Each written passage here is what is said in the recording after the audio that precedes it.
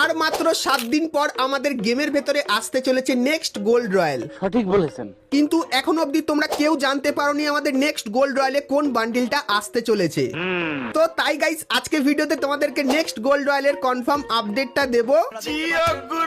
তাছাড়া guys finally আমাদের নতুন মনস্টারটাকে কিন্তু আমি গেমের ভেতরে পেয়ে গেছি। তো এই মনস্টারের ব্যাপারেও কিন্তু তোমাদেরকে আজকের এই ভিডিওটাই বলবো। আর গাইস তোমরা যারা যারা বাচ্চা আছো তারা গাইস আজকে ভিডিওটা স্কিপ করে কিন্তু দেখতে পারো, কারণ গাইস এই পার্টটা তোমাদের কিন্তু ভয় লাগতে পারে।